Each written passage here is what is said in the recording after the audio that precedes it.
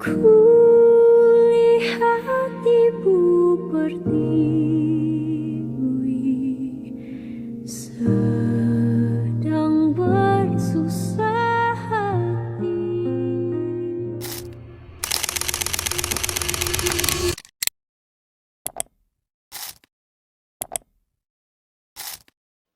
Bismillahirrahmanirrahim. Assalamualaikum warahmatullahi wabarakatuh. Innal hamdalillah nahmaduhu wa nasta'inuhu wa nastaghfiruh wa na'udzubillahi min syururi anfusina wa min sayyiati a'malina. May yahdihillahu fala mudhillalah wa may yudlil fala hadiyalah. Asyhadu an la ilaha illallah wa asyhadu anna Muhammadan abduhu wa rasuluh sallallahu alaihi wasallam la nabiyya ba'da amma ba'du. Puji syukur kita haturkan atas kehadiran Allah Subhanahu wa Ta'ala yang telah melimpahkan rahmat serta karunia-Nya kepada kita semua, sehingga kita masih diberi nikmat kesehatan, kehidupan, dan kesempatan untuk menjalankan kehidupan di bumi Allah ini. Selawat berangkaikan dengan salam, tak lupa-lupanya kita haturkan kepada Nabi junjungan kita, yakni Nabi Muhammad Sallallahu Alaihi Wasallam, yang merupakan pedoman kita dalam sikap bersabar. Para pendengar yang dirahmati oleh Allah, beberapa waktu terakhir kita dikabarkan dan diberitakan tentang wilayah Sumatera yang diuji dengan berbagai bencana alam, mulai dari banjir besar, tanah longsor, angin puting beliung, hingga gempa yang mengguncang sejumlah daerah.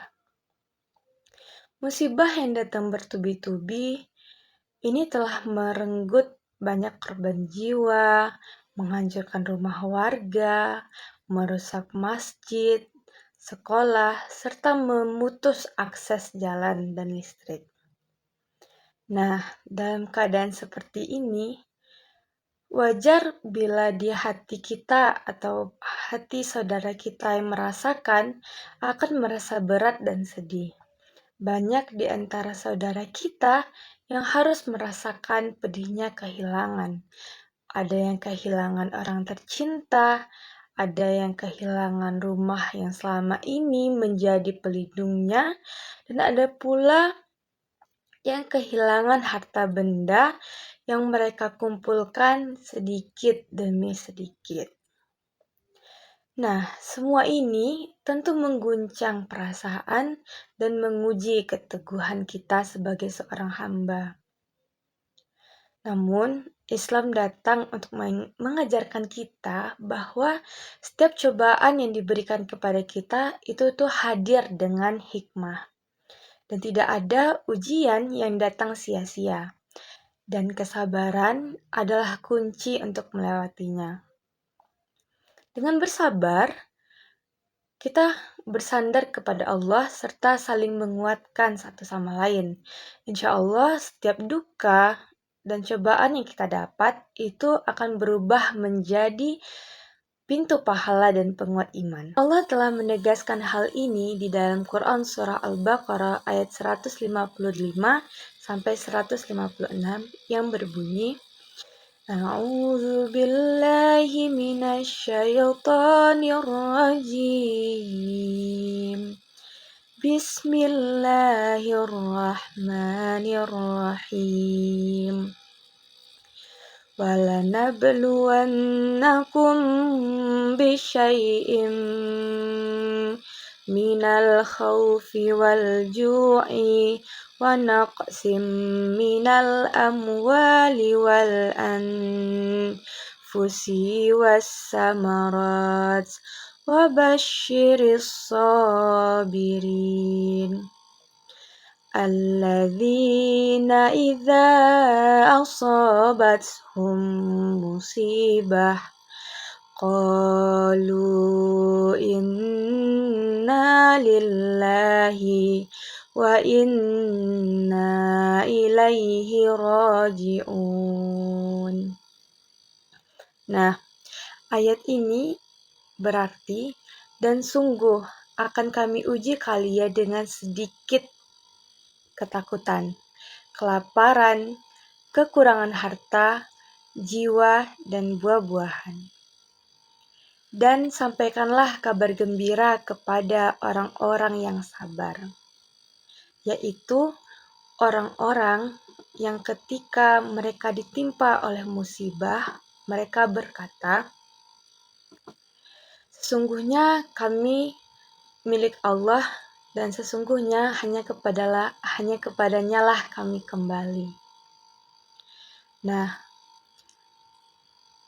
kaum muslimin dan kaum muslimat yang dirahmati oleh Allah, makna sabar yang sesungguhnya bukanlah pasrah tanpa usaha, melainkan sebuah keteguhan hati untuk tetap berpegang kepada Allah, terus berikhtiar dan menjaga akhlak meski keadaan terasa sangat sulit. Rasulullah Shallallahu Alaihi Wasallam bersabda, Inna izomal jazai ma'a izomal balai, wa inna Allah iza ahabba qauman ibtalahum. Hadis riwayat Tirmizi yang berarti, besarnya pahala sebanding dengan besarnya ujian. Dan apabila Allah mencintai suatu kaum, Allah akan menguji mereka. Nah, dalam menghadapi bencana, ujian, dan cobaan, kesabaran itu dapat kita wujudkan dalam beberapa bentuk. Apalagi di daerah Sumatera itu masih belum aman.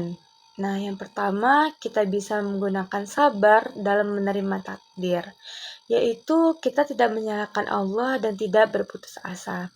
Yang kedua, sabar dalam berikhtiar, yakni tetap berusaha menyelamatkan diri, membantu keluarga, serta memperbaiki keadaan semampunya.